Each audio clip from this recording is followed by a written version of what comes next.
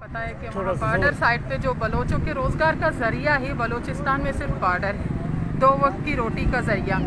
पहले ही token sticker के चक्कर में बलोचों के इसी कारोबार को बिल्कुल बंद कर दिया गया है। लोगों के घरों में फाके पड़ गए हैं। अब इसी बॉर्डर पर वहाँ के अपनी ही सरजमीन के बलूचिस्तान के बलोचों को ही इस हद तक मजबूर किया गया है कि उनकी गाड़ियों को उनसे लेकर नाकारा कर दिया गया है। तपते सहरा में बलोच ड्राइवर्स को, मजदूरों को छोड़ दिया गया है भूख और प्यास में। इसी दौरान ही 3 से 4 वहीं रेगिस्तान में शहीद हो गए इस भूख और प्यास की वजह से। और ये लोग वहाँ तड़प रहे हैं प्यास में, जिनका अता पता नहीं है कि वो कहाँ है कहाँ नहीं है।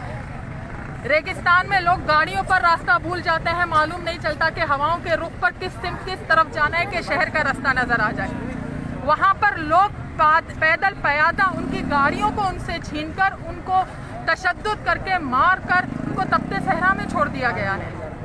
हम ये मुतालबा करते हैं कि हमारे लोगों का एक यही बॉर्डर बच गया है जरिया रोजगार के लिए, 2 वक्त की रोटी के लिए। हमारे लोगों को जिंदा रहने का हक दिया जाए, जिंदगी जीने का हक दिया जाए, 2 रोटी के जो मजदूरी है उसका हक दिया जाए। हमारे मुतालबात यही है, मुतालबा कर रहे हैं इस हुकूमत से, इस रियासत से, अपनी अंधी कठपुतली बलूचिस्तान हुकूमत से, जिस पर हमारे अपने ही बलोच कुर्सियों पर बैठे हुए हैं। हम उनसे मुतालबात कर रहे हैं। हम इस्लामाबाद के एयर कंडीशन कमरों में बैठे हुए उन सरमायादारों से, उन करप्ट अफसरान से, उन वजीरों से ये मुतालबा कर रहे हैं कि खुदारा हमारे लोगों को जीने का हक दिया जाए।